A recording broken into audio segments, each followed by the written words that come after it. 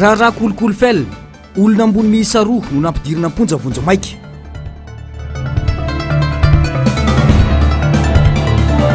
Université Sibro-Panjakana ivadika ampiasa angovo azo avozina tsikelikely.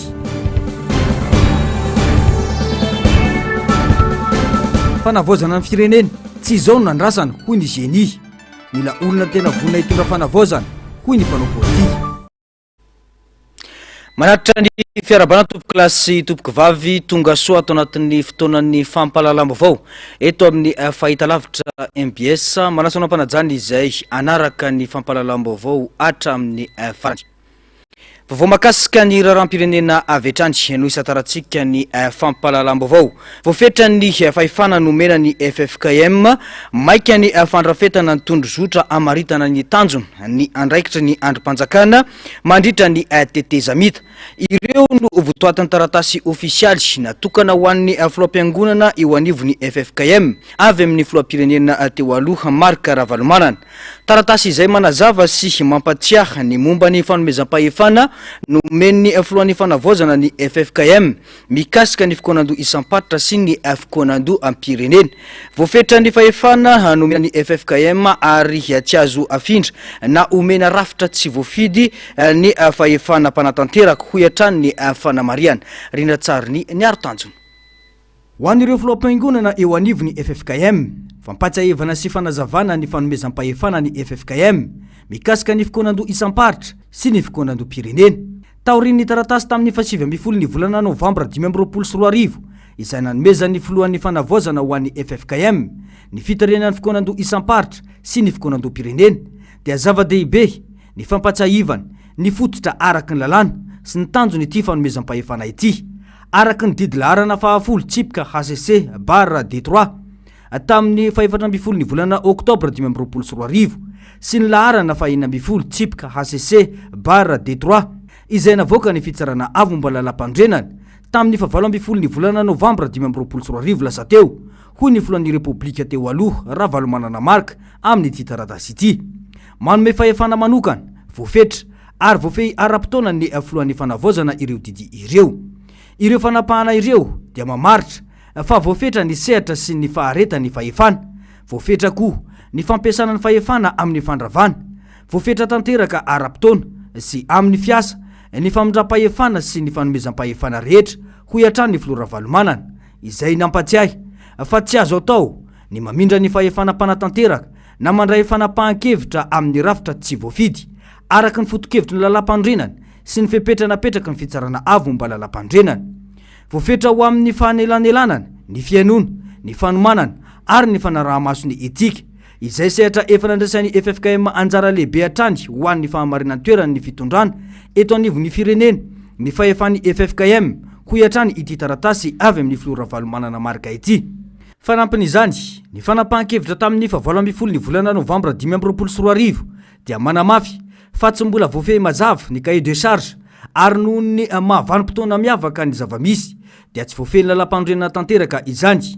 Noho izany ny tsy fisian'ny tondrozotra mazava dia tsy mahamaro toerana ny fitondrana noho ny tsy fisian'ny filazana ara-dalàna, ara-politika ary ara-teknika. Ny dingana voalohany amin'ny iraka ataon'ny FFKM dia tsy maintsy atokana amin'ny fandrafetana aingana ny tondrozotra ny tetezamita izay amaritra ny anjara andraikitry ny androm-panjakana tsirairay na ny mpisehatra ara-politika tafiditra ao anatin'ny tetezamita, ny fetra sy ny faharetan'ny fepito-piasan'ny tetezamita, ny tanjona, ny torolalana ary ny arofanina miantoka ny fiarovana ny dingana rehetra araky ny lalàna, ny firafitry ny governemanta iraisana sy ny famaritana mazavatsara ny asany hoy hatrany ny filoha Ravalomanana Marc. Ny tondrozotra izay mifototra amin'ny lalàna sy ny fomba fiasa mahomby no fototry ny mahara-dalàna ny dingana rehetra. Tsy maintsy arafitra aingana arak'izay azo atao ny tondrozotra isoroana ny fahabangana eo amin'ny androm-panjakana satria mety anohintohina ny fahamarinan'ny toeran'ny fitondrana eto amin'ny firenena. Rehefa ankatoaviny rehetra ny tondrozotra dia afaka miroso amin'ny dingana faharoa izay ifantoka amin'ny fanavozana isam-paritra ary avy eo nasionaly, fikoanandom-pirenena natao anambatra ny fehi-kevitra avy amin'ny faritra sy anamafisana ny toromarika lany sy nankatoavina. Izany fomba fiasa mandalo dingana maromaro izany no miantoka ny fizotry ny asa rehetra izay voafehy sy mifanaraka amin'ny fanapahan-kevitry ny fitsarana avo momba ny lalam-pandrenana. Izay ihany koa no miantoka ny tsy fiandaniana ara-politika izay ilaina amin'ny fahombiazany teteza mita sy ny fitokisan'ny vahoaka ary ny fianakaviam-be iraisam-pirenena ho iatran'ny filoam-pirenena teo aloha Ravalomanana Marka. Mila fiaraha-miasa akaiky amin'ny filohan'ny fanavaozany, mpiainy rafitra sy ny andrim-panjakana mandritra ny vanim-potoana teteza mita ny firindrany dingana rehetra. Noho ny andraikitra lehibe efa noraisinareo ara-tantara mikasika ny fanelanelana sy ny finiavanareo mandray anjara atrany ho an'ny firaisam-pirenena dia miangavy amin'ny mpanajana izahay mba hiantoanareo ny fanatanterahana araka ny tokony ho izy ireo dingana ireo izora teteza mita ara-dalàna ho ihany ny filoha Ravalomanana. Vao makasika ny resaka fikonan-doha kosa dia anomboka amin'ny fokotany miakatra makany amin'ny fikonan-doha nasionaly ny tariny FFKM. Hatreto maro amin'ireo se fokotany no milaza fa mbola tsy nahazo toromarika mazava ny avy amin'ny lehiben'ny district amin'ny fandraisana anjara amin'izany kanefa amin'ny alarobia ho avy izao no fotoana voatondro anatanterahana izany. No mafisin'ireo mpanao politika kosa fa tsy tokony ifantoka amin'ny fifidianana fotsiny ihany ny fakankevitra fa ireo sehatra rehetra no mila dininy. Araka ny vaovao miely amin'ny tambajotra serasera dia iorina amin'ny fihavanana sy ny fanarenana ny firenena ireo dinika 12 izay kasaina atao izay mikendry ny amolavolana politika sy lalàna vaovao mifanaraka amin'ny filan'ny vahoaka. Narcisy Karazafy sy mbola avatsara no mitatitra ny antsipriam-baovao. Atomboka amin'ny alarobia ho avy izao ny fikonan-doha nasionaly atariny FFKM taorian'ny fanambarana nataon'ny minisitry mpanjakana misahana ny fanavaozana omaly. Ny herinandro ity efa mandefa ny mission amin'ny ministère mandeha manomana sahady ny any amin'izay faritra indrindrandrindra fa any amin'ireo toerana izay ahenonay zavatra manahirana dia efa misy mission alefany mety mifandraika amin'ny resaka kolokolo, mety mifandraika amin'ny resaka fikorontanana fiarahamonina, mifandraika amin'ny zavatra maro samihafa izay idiran'ilay fanavaozana dia efa misy mission mandeha any fa efa fanomanana an'ilay concertation sahady izay zavatra izay. Amin'iny herinandro iny dia mandeha daholo ny ekipa rehetrarehetra, mandeha mitety izay faritra, izay tratra rehetrarehetra dia misy fampahafantarana moa izany hoe efa tafiditra ao anatin'ilay préparation ny concertation izay. Ny FFKM koa toraka izany ihany koa afaka ary tena afaka ary antsonay mihitsiny ireo mpitondra rehetra, ireo antoko politika tsy akanavaka fa indrindra fa ireo mpitondra teo aloha ary izay no antony mpisin'ny ministera mampiseho manena moa izany mametraka an'izay neutralité izay satria rehefa tsy voavahan'ny fotony ny raharaha dia hiverina foana ny crise politique, mipetraka foana ny ratra dia isy foana zany ny crise aterak'izay izay ratra zay mbola ifandrindran-dalana amin'ny concertation ny fikonan-doha ny anaovantsika ny atao hoe na guérison nationale na dialogue national na pardon le grand pardon izay anarana hoentin'ny hoentina eo zany satria misy ratra be deabe any, misy fery any. Faniriny FFKM ny aingana izany eny anivon'ny fokotany mba hanangonana mivantana ny etaetan'ny vahoaka avy eo dia miakatra amin'ny commune, ny district ary ny faritra akampaka amin'ny nasionaly hatramin'ireo malagasy mpilaravinahitra ny ivelany na ireo diaspora ity fakakevitra ity entina manarina ny firenena. Nambaran'ireo se fokotany anefa fa hatreto mbola tsy nisy toromarika azon'izy ireo mahakasika ny fanatanterahana ity fikonan-doha am-pirenena ity vonina ny anentana ireo mponina ao amin'ny fokotany adidiny mba handray anjara amin'ny fikonan-doha io ohatra ny se fokotany Manaritsoa Atsinanana raha ny fanazavana ny maina.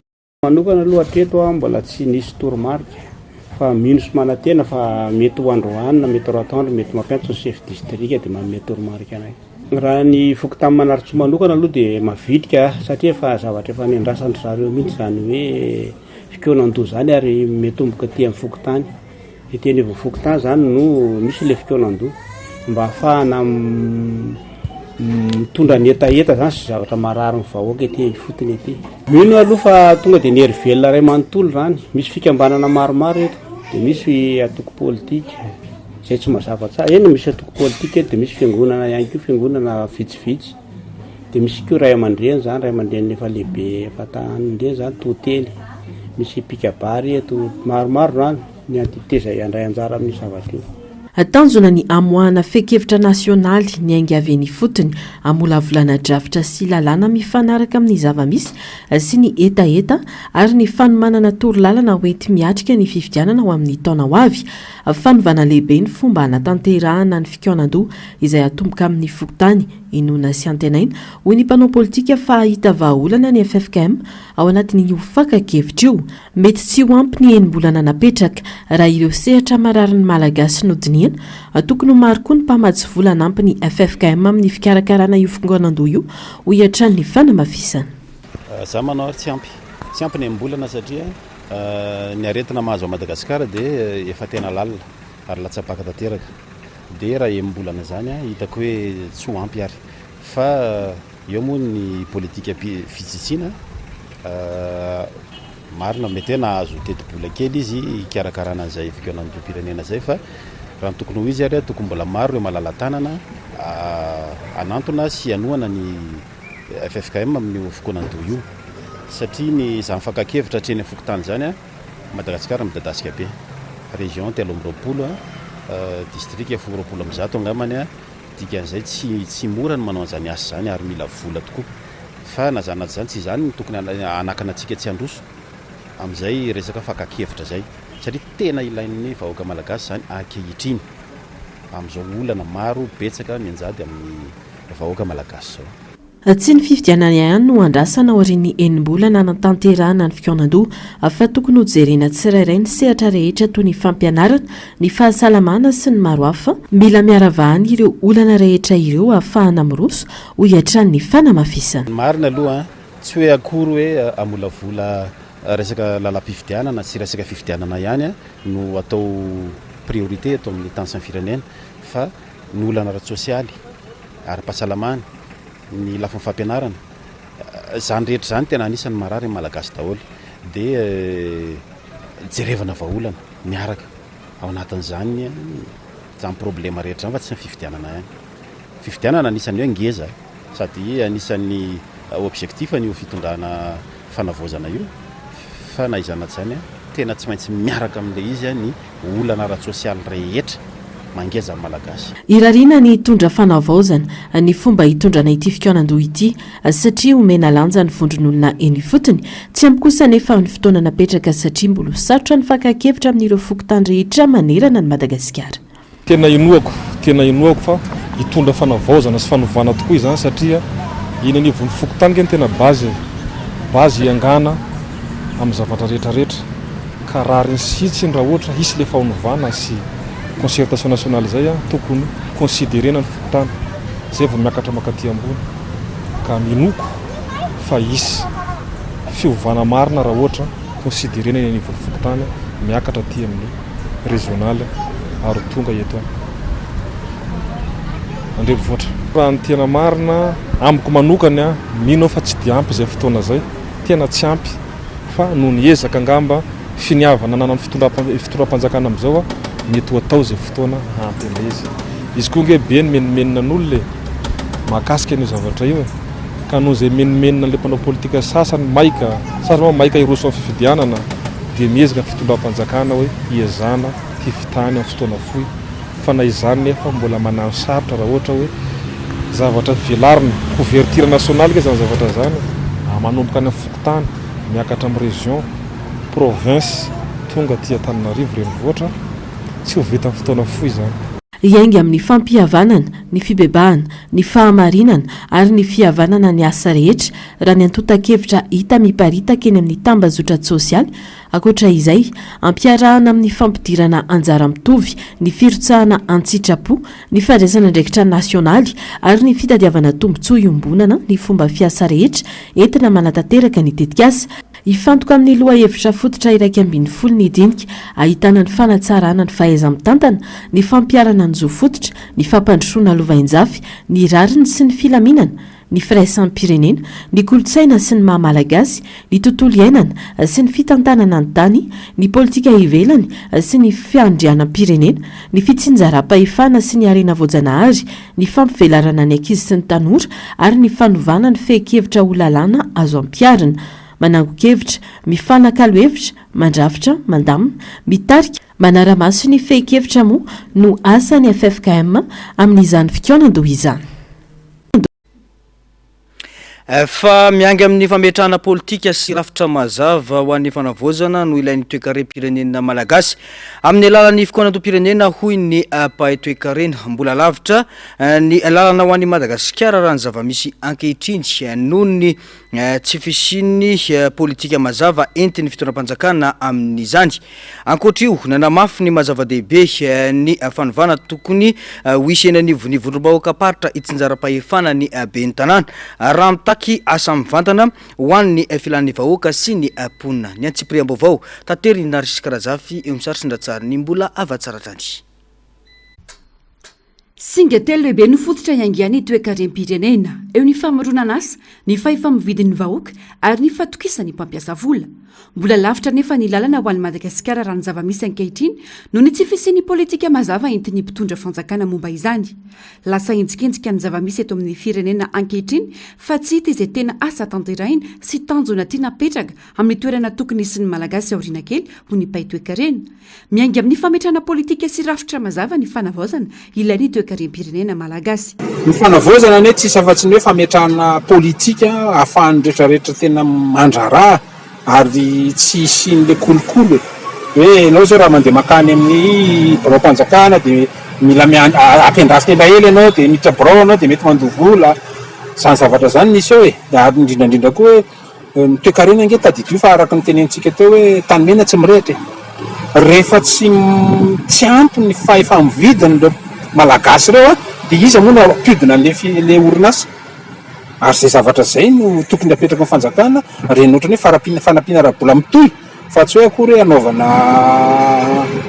anaovana propagande fotsiny dia mena so dia mena vary regony ohatran'ny le tao ireo fa mila mametraka tsara ny rafitra hoe tamena tsy miloatra tokony apetraka mihitsy zany ohatra hoe rehefa commune ohatran'izao na district ohatran'izao dia misy olona ohatran'izao tokony hoena dia misy vola iodonana eo na mpampianatra sy ny ana mba tsara n'le vola ahafahana miodina mba ahafahana mampiodina n'le toe-karena satria tsisy afatra izay.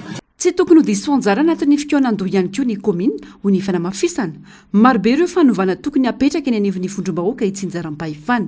Ny fampandrosoana dia tena menga avy aty amin'ny komina ka raha nomera zany ny komina tsy misitraka ao anatin'ny fikonan-doha io dia ohatran'ny zava-poana ohatran'ny teo aloha ihany io fa zay ny tena fangatany amera hoe alao zay andray anjara mihitsy ary alao hidina aty amin'ny komina mihitsy hoe inona ny hevitry ny ben'ny tanàna amin'ny fikonan-doha satria avy aty araka ny teniko teo avy aty menga ny fampandrosoana. Ny andrasana aty zao dia be da be ny fidiram-bola ny komina zao efa vao resaka tany amin'ny depite izay sorana depite le hoe IFB nalainy zareo dia koa le resaka zavatra izay volan'ny komina rehetra zany izay tena mpandrosoana dia aloha any komina daholo izay tokony any komina eny fa nafanamboaran-dalana reny tokony hoe mba zarena amin'ny saika tsara zany ny région hoe jerena ny fampandrosoana ny vony komina tena saina rabola amin'izao any nankara mampiasa raha ndray tsy voaloha dia iny mba jerena mihitsy hoe ahoana tokony atao ampandrosan'le komina satria raha vahoaka anao ny mpiasa anao na tsy androso. Fototry ny fanovana ny fitakian'ny vahoaka teny Akanja takiany olom-pirenena ary andrasana fatratra amin'izay fikonan-doham-pirenena ho atao ny fijerena manokana ny sosialim-bahoaka sy ny toe-karena. Andrasanay zany aloha dia ny fanovana be da be ny ambanivohitra ponina zao ny ambanivohitra no eo an'le lalàna zany aloha sy le ihany tokony atao gasy daholo fa tsy ataon'zareo vazaly izy nefany any aminay gasy be aloha zay zay zany mantena mba tena hoe mba isy ilana an'le avy any amin'ny fiara avy any amin'ny tantsana itsy zany mba tena ilaina mba hoe iona amin'ileo zay fampiasaka amin'zareo amin'io zany zay tantsany ambanivohitra mihitsy ohatran'izay zany ambato favalo le zezika ny lanitra be da be mitombo fotsinao ane dia mba hoe ahoana fomba tongavany io zao dira be mba amboleny ilo lavala tonga angeka mahavokatra be io any raha tonga any mahavokatra io any zany zao mba nefa ny zany zay ilaina an'izao ahoana fomba tongavandreo any ilaina amin'ny fitoan'izao ahoana satria dia mba hijerevana ilainy ambato favaly fa le fanjakana ohatra tsy dia mijereretra amin'izay fa zao efa nisy foambay efa niova zao aloha dia efa niova. Dia amin'izao fotoana izao moa zany zavatra tena andrasan'ny olona sy marary azy dia tsisy ankoatran'le hoe ao anaty kapoakany ihany dia ny fampidinana arak'izay tratra ny vidim-piainana zany tokony ataontsika hoe lahara-pahamehan'ny fitondran'ny fanavaozana ankehitriny dia amin'ny alalan'inona moa ny ahafahana manao izay fampidinana izay dia mila zany ny fandinihana eo amin'ny sehatra ekônomika mila fandiniana manokana mba hahafahana mampidina an'izay vidim-piainana izay dia izay ngamba ny tena andrasan'ny olona voalohany indrindra. Raha ny fantatra ho tanterahina manomboka ny alarobia izao ny fikoan'andro nasionaly karakaray ny FFKM. Ho tanterahina amin'ny ambaratonga rehetra manerana ny firenena miaingany amin'ny fokotany ny dinika ka hatrany amin'ny sehatra nasionaly. Aritra enim-bolana eo ny dinika ho fankakevitra. Eo amin'izay vaovao ny raharam-pirenena izay hatrany mila mifanometanana ny rehetra ahafahana manavitra any Madagasikara ao anatin'izao sedra misy eto firenetsika izao. Mila olona tena vonina sy aingana ny fitondrana hoy hatrany ny mpanao politika raha ilainy Ary Lino no mafisy ny hatrany fa misy ireo mpanao politika sadasada sy mpamadika palitao ka tsy mikatsaka afatsy ny tombotsoany sady manakorontana ka ilaina ny fandraisana andraikitra maika hoy hatrany ny fanehon-keviny. Etsy ankilany manoloana ny toedra raha amin'ny fandraisana andraikitra eto amin'ny firenena dia manao antso ny génie ny tokony ijerena akaiky ireo mpiara-miasa amin'ny filoham-panjakana. Hatreto manko hoy izy ireo dia olom-panjakana teo aloha ihany no miverina mahazo toerana. Karazafy sy mbola avatsara no mitondra ny Antsipriam-baovao. Tsy fotoana ifanilkiliana fa ifanomezan-tanana navotana ny Madagasikara zao tsy hanolo-tokana i Madagasikara ka ilaina ny fifanomezan-tanana sy ny fandraisana anjara fenon'ireo rehetra vonina hitondra fanovana ho an'ny firenena ho ny mpanao politika Rahaimahary Lino. Olona manana fahavononana sy fahasahiana anova no ilaina miditra amin'ny fitantanana ny firenena. Tsy maintsy jerena manokana hoy ny fanazavana ireo olona tena hitondra fanavaozana marina sarotra izao vanim-potoana iainan'ny vahoaka malagasy zao. Zava-dehibe araka izany ny firaisan-kina sy ny fananganana firenena vaovao iombonana. Zao le izy misy fiteny matetika mahazatra hoe miala rajoela sy ny forongony. Za tsy tahiteny hoe hiditra indray izy sy ny forongony fa malagasy rehefa matsapa tena fa tompona andraikitra ary vonina ny anova fijery sy fintantanana eto Madagasikara dia tokony handray anjara feno amin'ny raharam-pirenena. Tsy jerena loko politika, tsy jerena ankolafo politika, tsy jerena namana sy ny sisa zany fa tokony atambatra ny hery miaraka mitady vahaolana. Fa tsy mety kosa le hoe miala rajoelona ny forongona dia ho avy koa iza sy ny forongony fa miaraka daholo isika malagasy. Tsy tokony ho avahana kosa raha ohatra hoe ananana izay resaka intégrité zay. Olona vonina ny anova no entina miditra ao anatin'ny fitondrana fanavaozana fa tsy hoe olona higafy akory. Ny olona higafy sy sotasota mikisaka miala lavitra ary enjehan'ny lalàna mihitsy ary raha ny tokony ho izy fa ny olona na orange izy taloha fa kosa taty arina izy rehefa natsapa tena hoe tsy nentina nataony teo aloha tsy nentina nataondry zareo dia azo jerena manokana ny momba azy satria izay le teneniko teo hoe jerevana ny intégrité an'ilay olona ka raha vonina izy vonina izy ny ova, vonina izy ny tsy amerina ny toetra ratsy ny taloha, vonina izy hitovy fomba fijery amin'ny fomba hitantanan'ny président Mikael ny fizotran'ny fanavaozana dia azo raisina izy. Mizara roa ireo karazan'olona manenjika ny fitondrana raha ny fanazavana ao ireo mpanao politika ny aradita amin'ny fitondrana teo aloha, eo koa anefa ireo mpanao politika nanantena ny ahazo toerana kanefa tsy nahazo. Mila fanavaozana ihany koa ny fomba fanaovana politika eto amin'ny firenena hoy ny fanamafisana ary tokony mitaky fandraisana andraikitra izany hoy ny sekretera jeneraly ny sindikany fandrarana ny fontsy. Fanjakana eo ihany ireo manenjika sy manakihana ny fitondram-panjakana. Tsy izay zareo fa ireo mpanao politika frustré. Ireo mpanao politika frustré misy karazan-droa izy ireo. Misy ireo olona mpanao politika izay niaraka tamin'ny fitondrana teo aloha ka versé zay izy dia manenjika ny fitondrana amin'izao fotoana zao. Eo ihany koa ireo mpanao politika ny eritreritra tokony azo seza azo toerana amin'izao fitondram-panjakana zao kanefa tsy nahafihainoan'ilay fepetra dia manenjika amin'ny fitondram-panjakana. Zany dia hitadiavana fanovana. Efa anatin'ny fanovana ihany tsika anaovana antsoavo amin'ny FFKM izay heverina fa hitarika n'ilay concertation nationale. Eo ihany koa amin'ny Ramatoa ministry fanjakana, ministry mpanjakana, ministry fanavaozana raha atao ilay fanavaozana mba asiana fanavaozana koa amin'ny tontolo politika amin'ireo antoko politika izay maro be tsy androfana izay tsy fantatra ny toena hoe inona ny anjara biriky hoentiny amin'ny firenena, inona ny mba hoe fifidianana izay manandraisana anjara fa anarany fosa ny toko politika fa tsy hita. Fa ny sasany moa milaza ny tenany fa manohitra fanjakana izy nefa misolelaka ihany izy indraindray. Sasany milaza ny tenany fa manohana ny fanjakana izy miady tsisika hiditra ao anatin'ny gouvernement avy eo izy a manohitra fanjakana ihany indraindray zay fanaovana politika sadasada sy misababaka ohatran'izay ihany anisany namotika amin'ity firenentsika ty ka tokony ho asiana fanavaozana ihany koa ny tontolo politika eto amintsika. Maro ireo mpiara-dita amin'ny fitondrana teo aloha no manao ady sisika mitady toerana ao anatin'izao fanavaozana ny repoblika izao.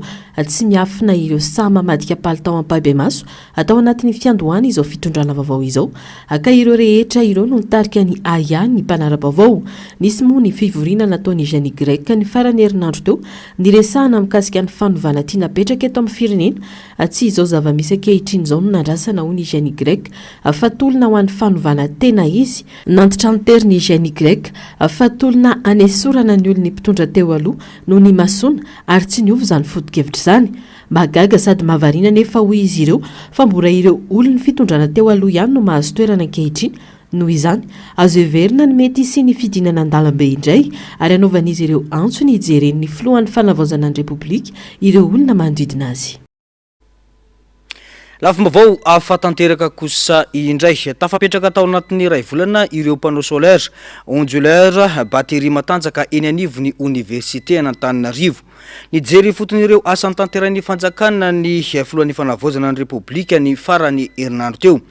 Tsy hijanona eo amin'ny université an'Antananarivo ihany izany fa hitatra amin'ireo université manerana nosy raha ny fanazavana atrandry. Rindratsariny ny Artanjona. Jiro misa 500 no nosolona vaovao, caméra de surveillance misa 470 no napetraka ho fanamafisana ny fiarovana sy ny fanaraha-maso ety amin'ny université an'Antananarivo. Nahazo solosaina zato ihany koa ny fitantanandraha ny université, anamorana ny asa sy ampitombona ny fahombiazan'ny université. Tanjona ny amadiana ho angovo azo avy amin'ny masoandro ny herinaratra ampiasaina eto amin'ny université an'Antananarivo raha ny fanazavana. Amenona ny tsy fampiny angovo eny amin'ny université ny fametrahana ireo panneau solaire ireo. Tsy hijanona eto amin'ny université an'Antananarivo ihany ny fametrahana panneau solaire toy izao sy ny fampitaovana fa hitatra amin'ireo université mpanjakana rehetra manerana ny nosy sy ireo bureau mpanjakana hoy ny fanamafisana. Ny fanavaozana angamba dia lefa le voatonona rehetra teo ny famadiana ny herinaratra ety mba herinaratra azo avy amin'ny masoandro. Dia ankoatran'izay moa reny fanomezana hitanareo reny ny caméra de surveillance sy ny ordinateur ampiasan'ny mpianatra sy ny administration ato amin'ny université. Dia izy io tsy ho an'ny université ny Ankatsorery fa ho an'ny université rehetra manerana ny Madagasikara samy mahazo ohatr'izao daholo jiro sy ny rano. Dia ao anatin'ny ezaka koa io ataonay ivadiana makany amin'le transition énergétique tsy kelikely. Amin'ny talata zao tsika hitokana sahady tonga dia efa teneniko eto hitokana ny samifiny zay ny ohatra. Ny exemple voalohany mametraka panneau solaire koa samifiny ao aminy dia hotokanantsika izy. Za eo iavoloako dia ametraka 500 kW hanomboka an'izay zahay amin'ny herinandro. Zay zany dia atao ohatra ho an'ny trano-mpanjakana rehetra eran'ny Madagasikara raha mahavita mametraka panneau solaire amin'ny trano-mpanjakana dia miena ny inona moa zany ny production zay tsy maintsy enjehy ny jirama. Dia mikisaka tsikelikely tsika makany amin'ny transition énergétique hialantsika amin'ity délestage lavareny mampimenimena ny vahoaka ty. Teknisianina malagasy 100 no mametraka ny asa rehetra raha ny fanazavana atrandry ary voalamina ary vita tsara ny asa treto. Manamarika dingana ray lehibe amin'ny fanatsarana ny fotodrafitrasa sy ny fahaleovantenan'ny firenena amin'ny resaka angovo izao tetika asa izao hoy ny mpanara-baovao. Vaovao makasika ny kolokolo kosa indray dia olona ambony miisa 2 no nampidirina ponja vonjomaika eny Antanimora no ny rara kolikoly amin'ny alalan'ny tsenam-barim-panjakana no antony nampidirana ponja vonjomaika azy ireo raha ny tatitra avy amin'ny bureau maleo-tena amin'ny sanany ady amin'ny kolikoly na ny Bianco. Raha tamin'ny taona 2023 no nanaovana fanadiadiana no ny tatitra sy ny fitarainana voray ka antony izao fanapahan-kevitra izao raha ny vaovao azo atrany. Tato vaovao eo amin'ny sarisina tsariny ny Artanjona atrany. Mpitondra mony teo aloha no voasariongotra amina rara kolikoly no tanana amponja vonjomaika ao Antanimora taoriny ny tsarana azy ireo teny amin'ny pôle anticorruption na ny PAC ny zoma lasa teo.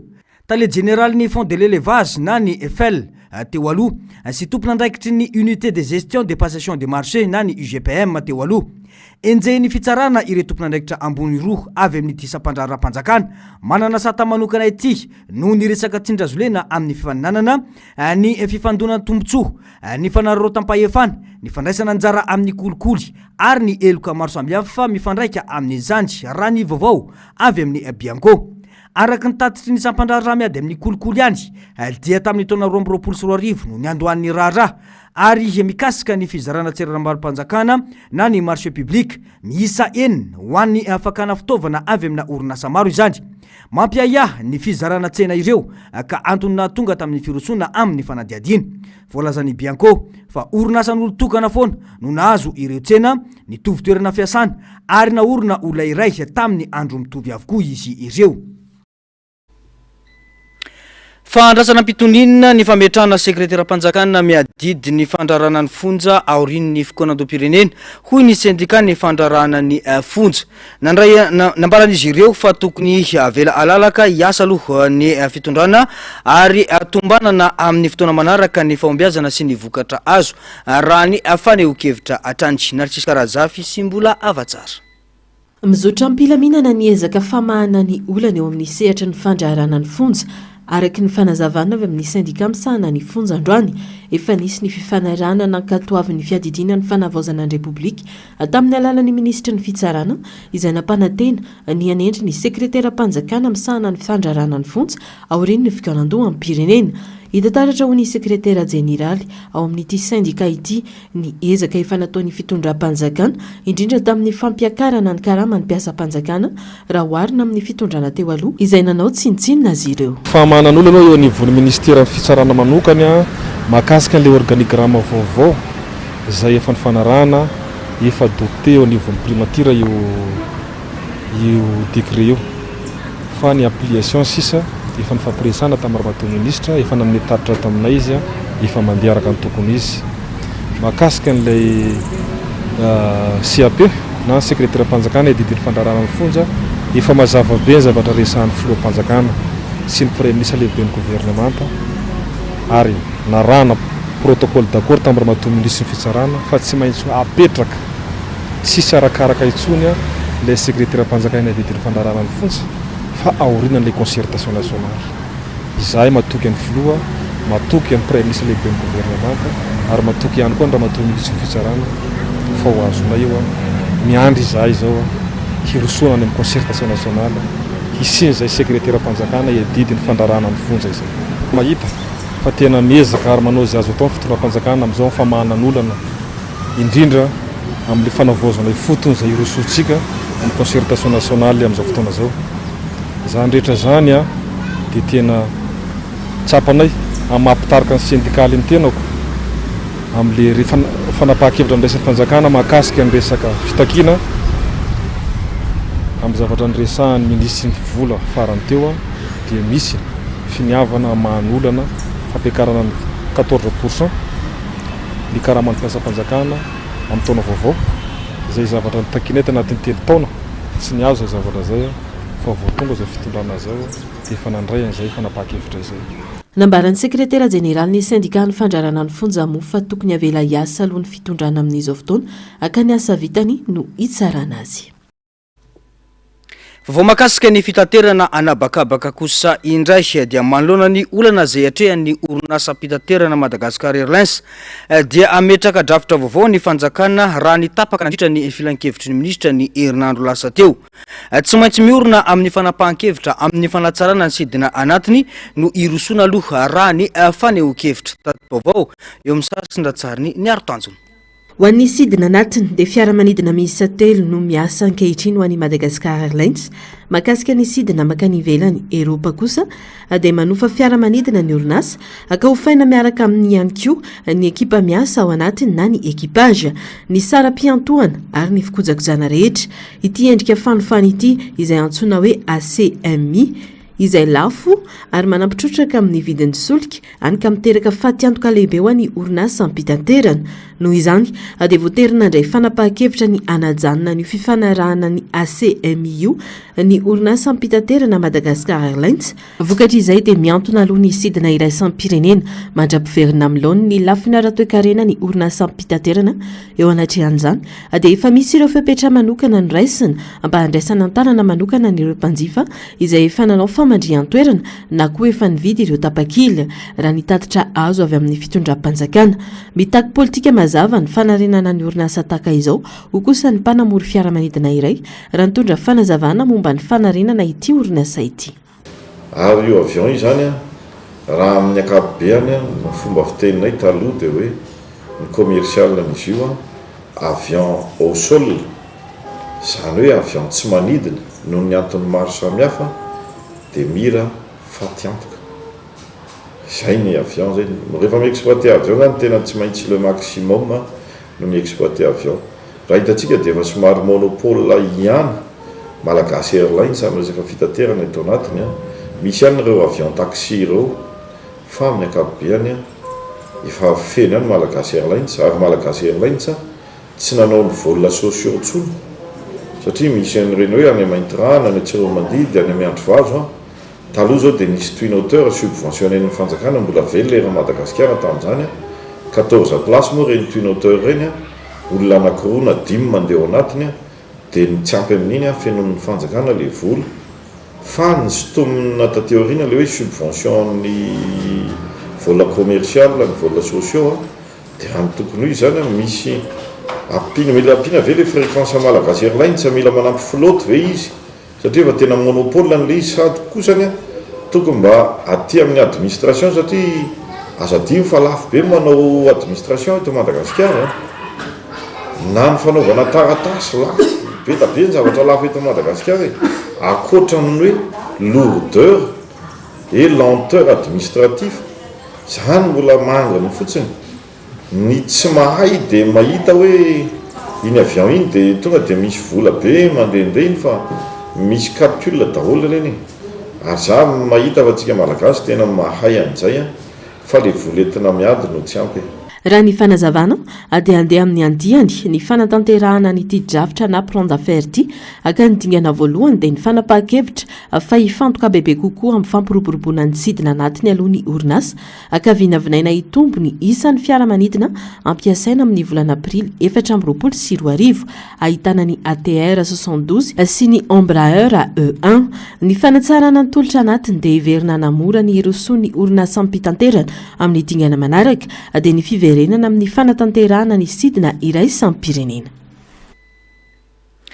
Tontolon'ny fandrarana sy ny tanora kosa indray dia betsaka ny olana sedray ny mpandrara malagasy eto amintsika any ka miteraka fahalainana ho an'ny tanora te sehatra amin'ny fandrarana izany.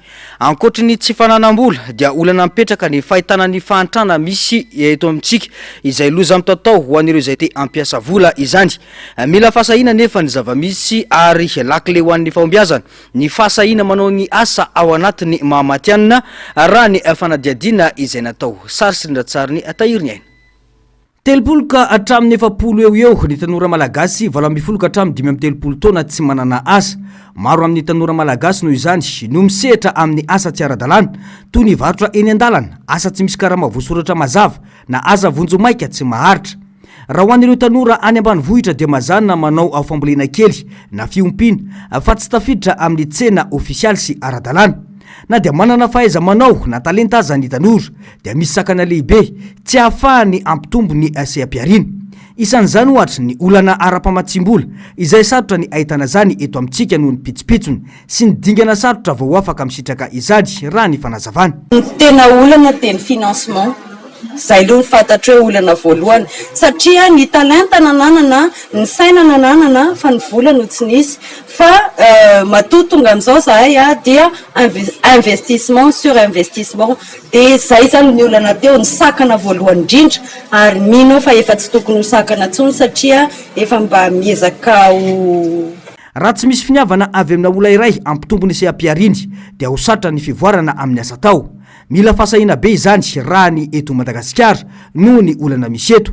eo ny fasahina sy ny finiavana anao zavatra amin'ny fomba matianina ka ahafahana mitazona mpanjifa sy ampitombo izany raha ny fanazavana. Misy fananana nataoko tany ivelany mba ho tonga matianina kokoa dia hita tato anatin'ny salon hoe misy demande betsaka be amin'ny chute de cheveux sy ny alopécie dia nisy fifanana nataoko mba ho tonga tricologue dia ny atao hoe tricologue miofana bebe kokoa amin'ny fahasalaman'ny hodi-doha sy ny fitsaboana ny cuir chevelu dia niofana tamin'izay dia teo no nitombony hoe hevitra hoe maninona moa raha ampidirina eto Madagasikara ty dia nisy mpiara-miasa avy any Maurice hair treatment agency niara-niasa aminay ny contactanao hoe nanao recherche izy sur internet et tout ça dia za foana nihita ny potra voalohany ao hoe ity olona ty misy tricologiste any Madagasikara dia nicontacte anazy dia tonga teto Madagasikara izy andia andrahoan'izay hiaraka tamiko dia natao moa le izy dia zao efa hainao mahery zao. Tsapa hoy ity mpisehatra amin'ny asa fikoloana volo ity fa sarotra ary tsy ampy ny vola fanomboana na ny kapitaly ho an'ny tanora anao tetikasa na orinasa kely eto Madagasikara. Tokony tsy hakivy anefa izany fa mila manomboka amin'ny kely vao tonga lehibe.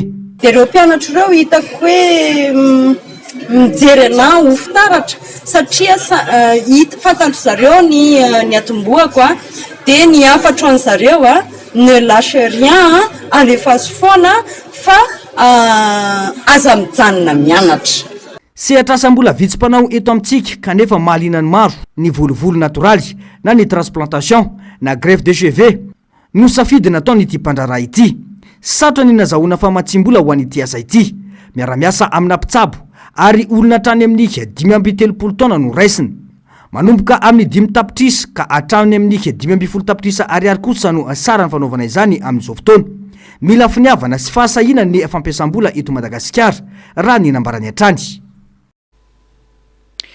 Ho any amin'ny faritra Anosy vetivety kosa indray tsika ao anatin'ity vaovao manaraka ity tokony ho fanohitra ho amin'ny fampandrosoana amin'ny faritra Anosy ny fisian'ny orinasa mpitrandraka fahasamanty QMM any antoerana.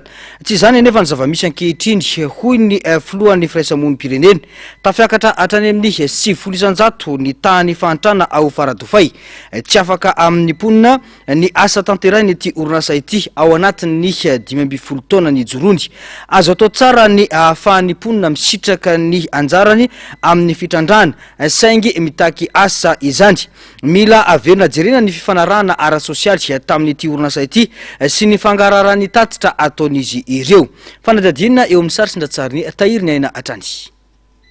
Manana tombony manokana ny faritra Anosy amin'ny fisian'ny orinasa mpitrandraka QMM any antoerana indrindra eo amin'ny resaka herinaratra.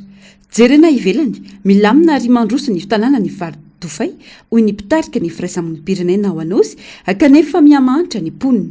Tafakatra 700 ny tany fahantrana ny antoerana ankehitriny raha ny tatitra. 15 taona izao no nijoroan'ny QMM tao Faradofay fa mbola tsy tafapaka amin'ny ponina ny asa no tanterainy ity orinasa ity hoy ny fanazavana. Ny tombony aloha misy matoa madio ny tanàna maro ny zavatra hita, misy ny installation na parc solaire, misy ny installation na éolienne ary manatombony izay raha eto Madagasikara amin'ny fahazoana ny herinaratra satria ny parc solaire zao 14 mégawatt, ny parc éolienne 16 mégawatt ary mbola ao koa le centre thermique izay mandeny fa possible angambany amin'le latsapaka amponina ve sa tsy latsapaka eo zao ny fanontaniana satria tsy de hitanay aloha raha zahay amin'ny OEC mijery tsy de hitanay loatra hoe miova ny faripenan'ny olona aloha amin'ny ankapobeny fokon'olona teneninay ankoatry ny olo sasany zay hita tena tsara ny faripenany fa par rapport amin'ny vahoaka mihitsy tsy de hitanay zay raha zay. Azo atao tsara ny ahafahan'ny ponina misitraka ny anjarany amin'ny fitrandrahana saingy mitaky asa izany. Mila verina jerena ny fifanarahana ara-tsosialy tamin'ity orinasa ity sy ny fangararany tatitra ataon'izy ireo momba ny fitrandrahana ataony. Maro ny zavatra tokony azovana, maro ny zavatra tokony arenina satria fahitahanay anazy manokana zany depuis somary manjavozavo ny rapport sy ny zavatra hitanay amin'ny raha ohatra ny fitrandrahana zao tenenitsika voalohany dia noho izay zany tokony mba atao mangarahara tanteraka ny zavatra atao, dia tokony fampijerena indray mandeha ny convention sy ny engagement zay ataon'ny orinasa sy ny fanjakana mba hilasapaka amin'ny vahoaka malagasy sy vahoakan'ny Fort Dauphin. Ankamaroany koa zany dia tokony problem'ny Fort Dauphin ihany mahay mamaha anazy. Matetika moa izy io misy olo avy any ivelany no entindreo hamaha anazy, tsy izay mihitsy ny solution satria le olo avy any ivelany tsy mahafantatra mihitsy ino sy ino zavatra misy eo, zay mahatonga anay miresaka an'izay raha zay. Tokony ho fanohitra ao amin'ny fampandrosoana ao amin'ny faritra anao sy ny fisian'ny orinasa mpitrandranka fasimainty QMM ao an-toerana hoy ny fanamafisana fa tsy tarika fantrana indray. Mila ny rehetra mandray andraikitra izany azon'ny mponina migoka ny anjarany amin'ny fitrandrahana ka namafisana ny fahafahan'ny olona avy any an-toerana ihany mamany olana misy ao aminy. Fandretsika olona manodidina ny 4 ny commune 12 ao anatin'ny distrika Antananarivo Atsimondrano amin'ny alalan'ny hetsika tanamaro izay ataony eo anivon'ny ministeran'ny ponina. Ireo fianakaviana sahirana ara-pivelomana no sitraka izany amin'ny tsy hoy ny fanazavana ifantoka betsaka amin'ny fiatrena ny fahavaratra ny asa misy sy sandany izany. Ankoatrio nanolorana toloran'ny solombavambaokana Atsimondrano Ziro Cobra sy lampadaire avy amin'ny Siad ireo commune mandrafitra ity distrika ity tamin'ity androany ity. Ny antsipriany izay tateriny ando miaratina eo amin'ny saritsin-datsariny tahiriny aina. Tsy nisy navana fa samy nisitraka rino tolorana jiro lampadaire izay avy amin'ny Siad 522 avokoa ireo commune 4 mandrafitra ny distrika Atsimondrano androany. Tanjona ao anatin'izany ahafahana manalefaka na manafoana ny trangana tsy fandriampahalemana ao amin'ireo commune maro Atsimondrano, indrindra iantohana ny fahazavana ho an'ny vahoaka. Natao mangarara ny asa ho ny fanamafisana ny solombavambaoaka ho tombony ho an'ny rehetra. Tsy maintsy atao mangarara ary amin'ity le Siad 2024 somary vitsivitsy satria kely ny teti-bola tamin'izany latsaka be fa dia iny misy hoe aiza zany ny jiro mila soloina dia ho apetraka paripoto ohatran'izay le izy fa ity kosa ity lampadaire ity dia mahazo an'ity daholo ny commune rehetrarehetra manerana ny distrika Atsimondrano. Io zany tsy hanavahana n'izanizy tsy hanavahana n'izanizy io fa mahazo ny anjarany daholo.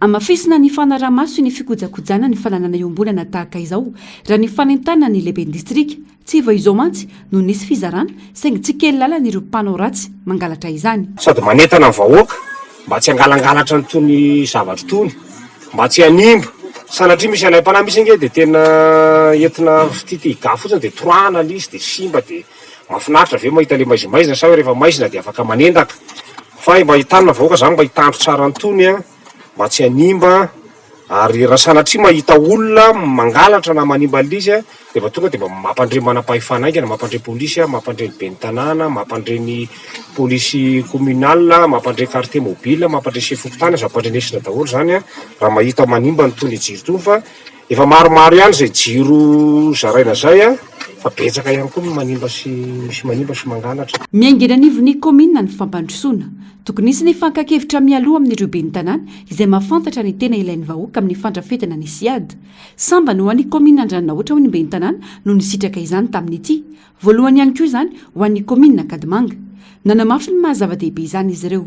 Fa zay zany mba angatahana koa hoe ny Siad manaraka dia aleo mba mandalo foana tsy mandalo fa mba antanina ny hevitry ny maire satria ireo tena manapetraka anivon'ny commune le Siad dia ny teo aloha tena zay tsy nanontanina mihitsy hoe ina le atao fa zay mba angatahany amin'izy menadara io hoe aleo mba antanina foana ny hevitry ny maire amin'le Siad satria izahay no mahafantatra bebe koa ny ilaina anivon'ny commune. Fa efa indroa zany zao ny tantanana commune fa anarana fotsiny no eny ohatra amin'izay hoe misy an'izany Siad zany avy any amin'ny solombavambahoaka tokony ho an'ny commune fa dia zao mihitsy zany zay vao hanomboka ary samba ny tena samba ny hoe isitraka n'izany Siad zany dia zava-dehibe ho antsika zany ny fananana azy ireny dia mitona ny olona zany sa hitoroka anonona an'izay sa manimba sa mangalatra fa dia misy ny fipetra entitra ho raisina ny amin'izay zavatra izay. Ankoatra ireo tafiditra tanteraka ao anatin'ny vanim-potoana fahavaratra isika amin'izao fotoana izao.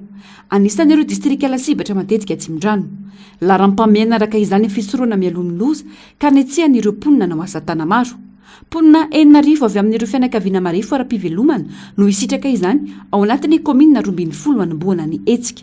ifantoka amin'ireo asa hiatriany ny fahavaratra no atao toy ny fanadiovana ireo lakan-drano ny fanokafana lalana sy ny fanamboarana fefilo asa tana maro hitantsika ny toetrandro amin'izao fotoana somary betsaka rotsakorana betsaka ny azo mirodana mety animba hitantsika zao ohatra tetsesoavina nisy olona efatra maty ny anjeran'ny trano dia mba ialana amin'izany rehetrarehetra zany dia izay no anaovantsika n'ilay asa tany maro ohatra ny tonga aty zany zao dia fefilo atahoran'ny ny any amin'ny commune ho vaky zany dia anaovana asa tana maro ny fanapenana an'io dia eo koa ny lakan-drano izay hoe tsetsina be dia manjary mandoka n'le lalana dia tsy maintsy atao ny curage dia eo koa ny fanokafana lalana mety hoe totofana fa mamotaka be dia ao ny misy hoe lobolobo be tena tsy fakahitana mihitsy dia manao an'izany rehetrarehetra zany ny asa tonga aty fa ny tena maro aloha dia ny fefilo atahorana ho vaky ka hanondraka ny tanimbary. Manatanteraka ty asa tana maro ity ny ministera ny mponina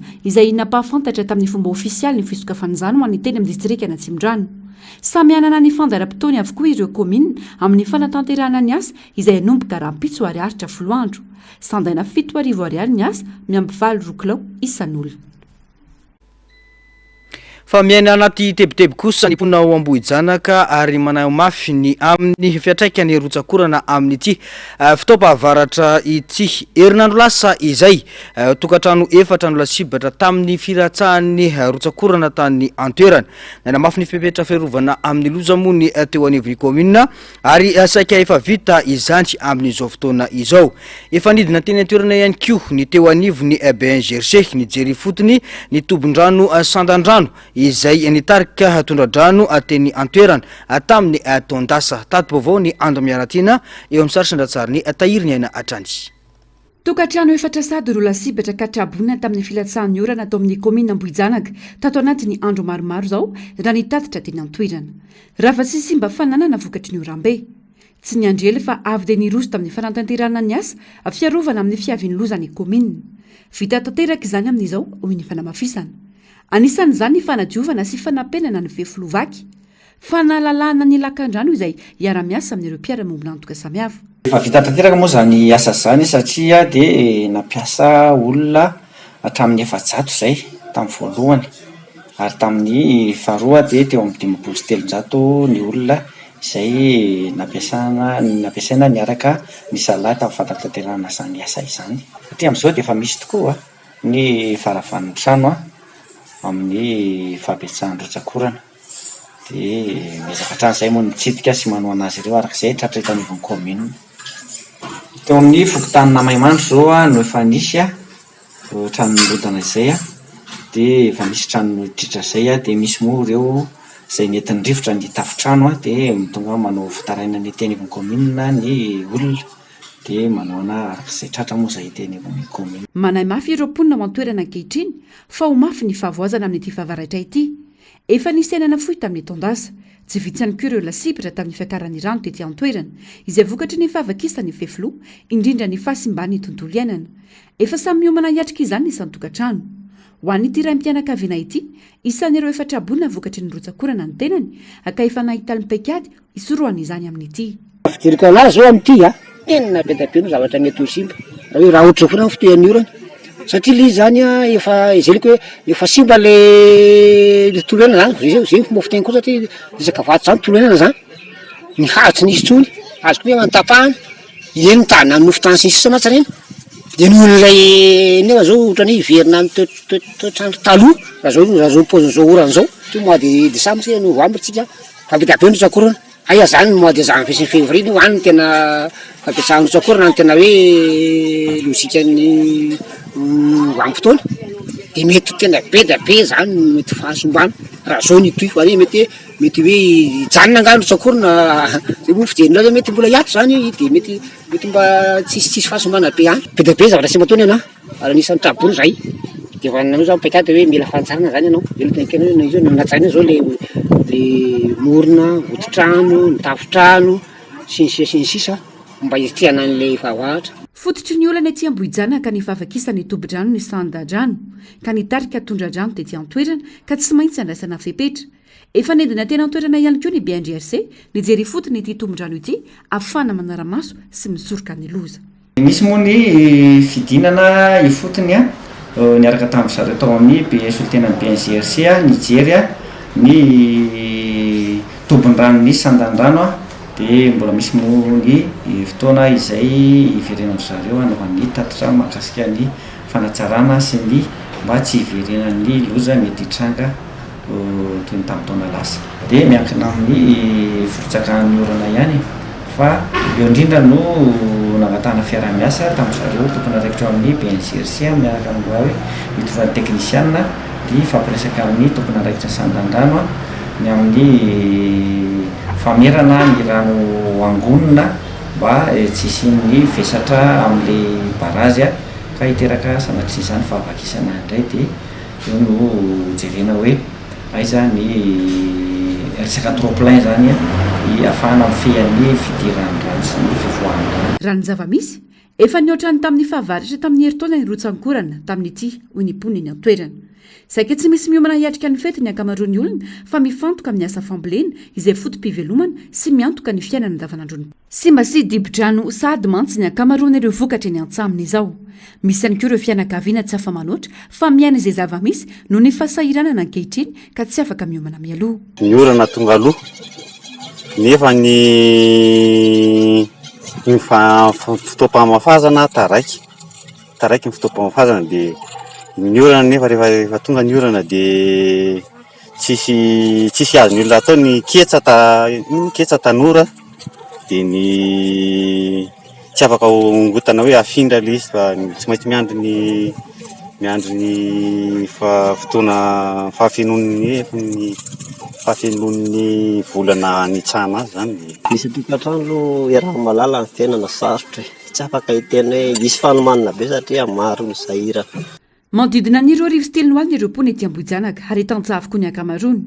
Any amin'ny fampandrosoana ny sambatan'olona araka izany no asa ifantohany ny komina amin'izao. Ankoatra ny fijerena ny fiainan'ny mponina, atao laharam-pahamehana ny fanamboaran-dalana ao an-toerana. Miroso tsikelikely amin'izany izy ireo amin'izao fotoana amin'ny fanaovana rarivato ny lalana amin'ny fokontany maro izay vola avy amin'ny komina madiodio.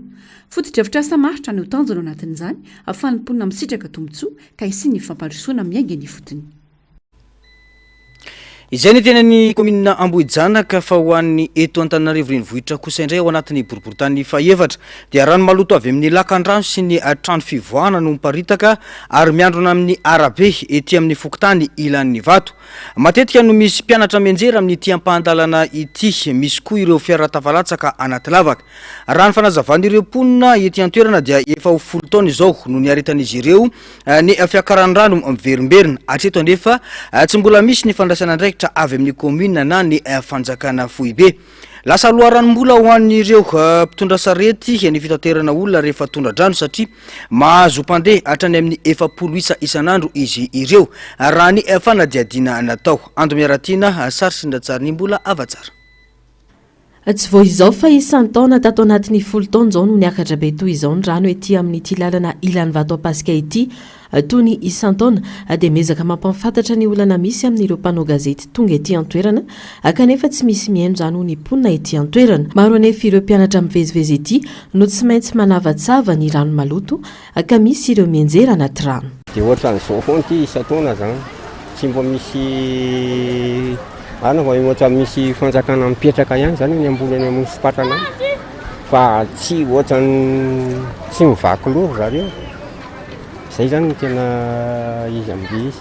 Nefa nyty zavatra ity fa 10 taona zany ity zavatra ity ohatra zao dia le maka télé ohatra zao foana zany nataon'olona dia maka vaovao dia tsy ive dia tsy hitan'ilay fanjakana mihitsy hoe zay vahaolana tao amin'ny eritreretra tsara hoe ankizy zao mandeha mianatra mianjerany amin'ny lalana iny nefa ny olona andeha hianatra na kitapo na inona lena daholo dia lasa miverina tsy fidy any an-trano dia ankizy dia tena mbo mampalahelo ihany no ohatran'izay zavatra izay.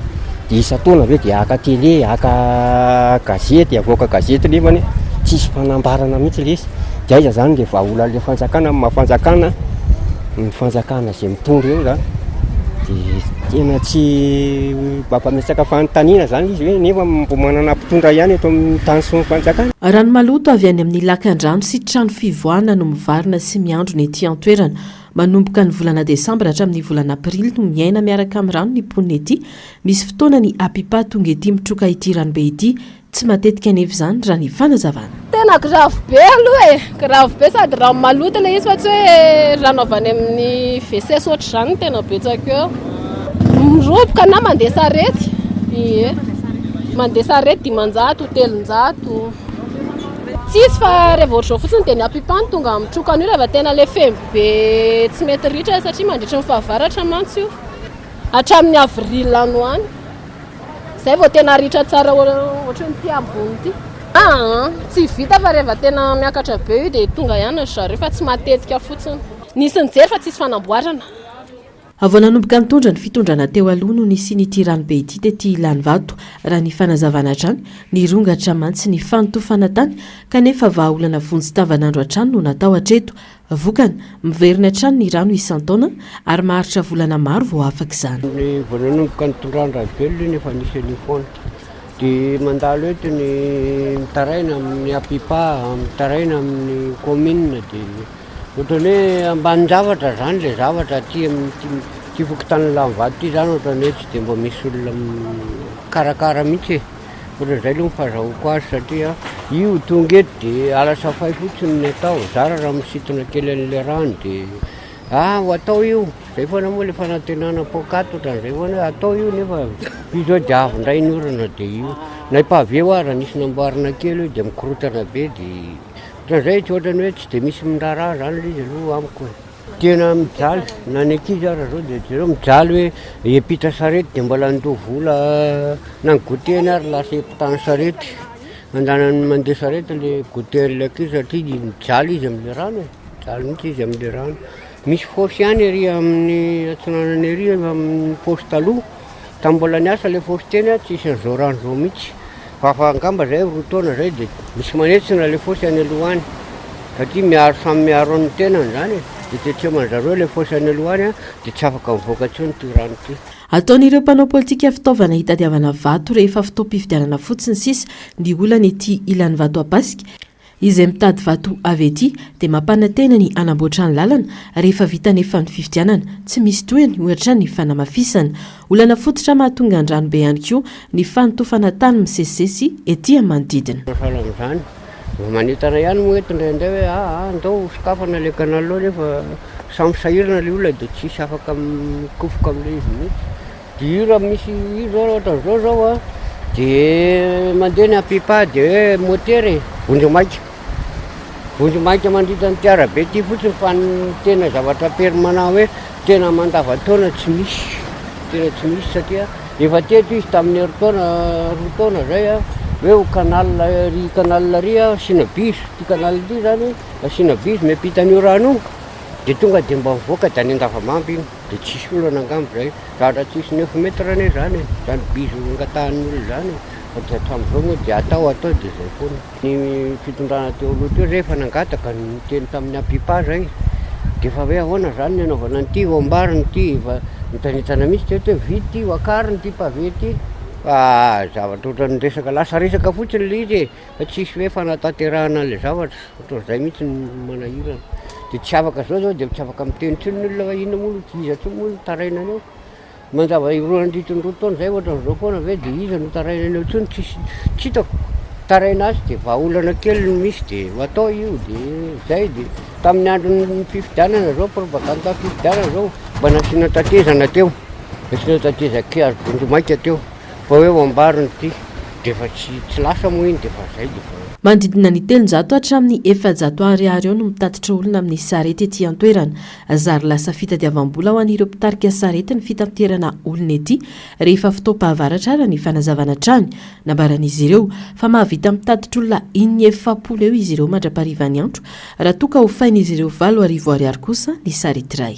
Karany amo io zao mangingina zao moa ny eto zao dia valeo na olona ray sy roa tsoary dia mandeha foana say. Fahavaratsy ohatra zao foana mihitsy ny eto aloha.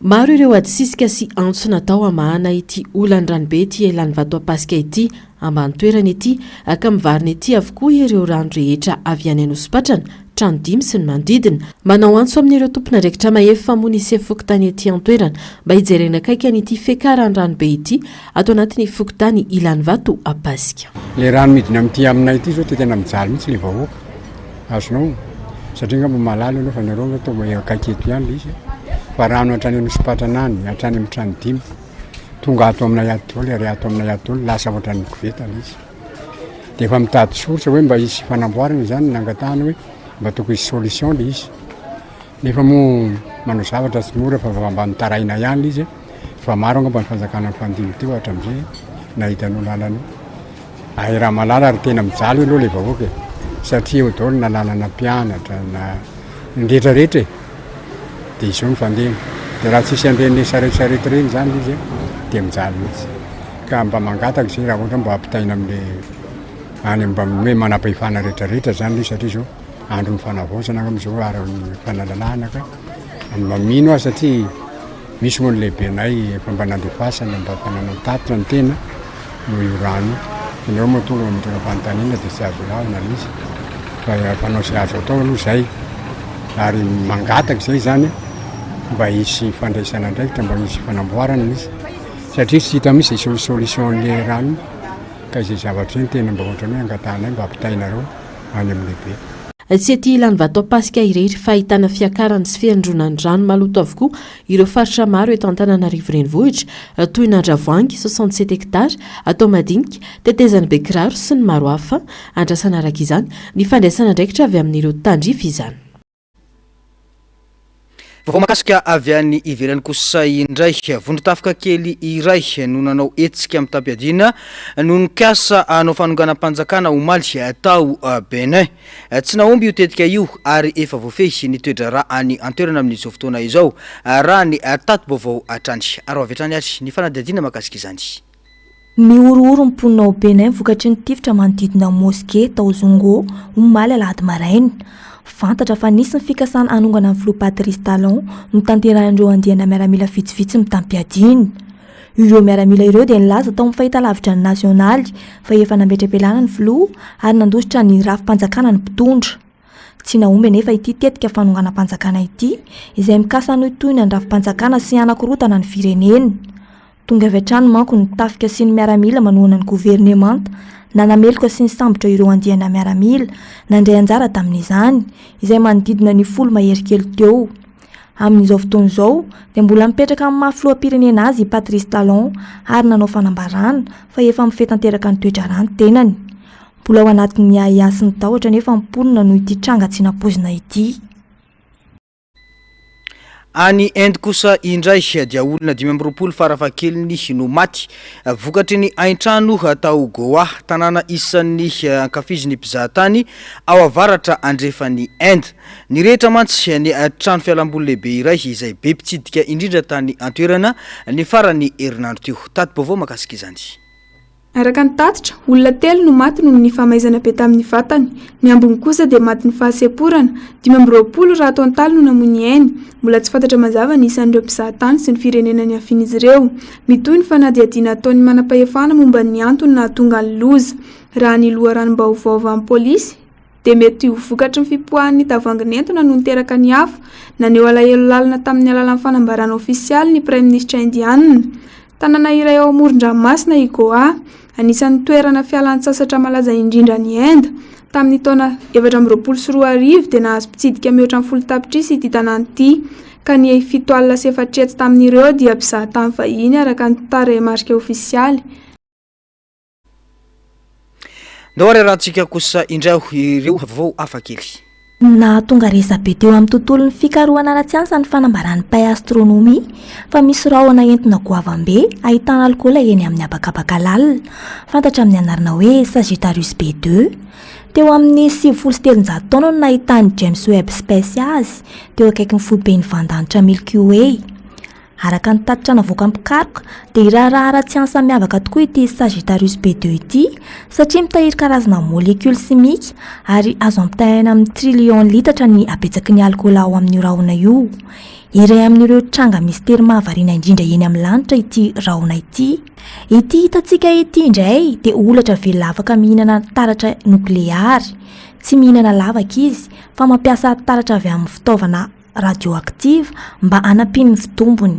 Ity fahaiza-manao ity no maha-mistery hafahafa azy amin'ny tontolo siantifika ary mitombo tsara ao anatin'ny taratra mahafaty. Taorian'ny loza noklealy tany Tchernobyl ny taona 1997 no nahitana azy ary mitombo arakaraky ny taratra voarainy ity olatra ity. Miloko mainty ity olatra ity saingy teto dia tsy nanome loko fotsiny izy fa mikarakara asa hafa mihitsy ka nomeny mpikaroka anarana antsoina hoe radiotrophie, midika fa fiantsampanaina amin'ny taratra. Araka ny nambaram-pahay siansa dia heverina fa azo ampiasaina amin'ny fanadiovana ny faritra nokleary maloto ity olatra ity. Azo ampiasaina ihany koa fiarovana amin'ny taratra ho an'ny olona mandeha eny amin'ny lanitra. Efa nanandrana nandefa ireo olatra ny NASA mba hijerena raha afaka manakana taratra ho an'ny astronaute izy ireo amin'ny ho avy. Any Grande-Bretagne no misy ity azo voafantsika vola marobe ity. Hazo mpanasitrana sy fangataham-pitahinana faniriana tiana ho tanteraka no hamantarany maro azy. Efa niainy andro-pona tany Grande-Bretagne no tany amin'ny taonjato faha-20 ny finoana ity azo ity ary mbola mitohy mandraka ankehitriny izany. Raha toa ka misy olona iray marary mafy ka mamantsika vola amin'ity azo ity dia sitrany izy, na koa hoe misy olona manana fanerenana nofinofy tiana ho tanteraka dia manao izany ihany koa izy dia ho tanteraka ny fandriny. Fady anefa ny manongotra na mangalatra na dia iray amin'ireo vola ireo aza fa azonaretina izay olona mikasa manao izany. Tapitra ny fampahalalam-baovaontsika tompoko lasy sy tompoko vavy mankasitraka anao nanaraka izany hatramin'ny farany. Isorana hatrany ireo manampanao gazety sy ny teknisiana na afahana na natontosa izao fampahalalam-baovao izao. Mametraka ny soavatsara veloma tompoko.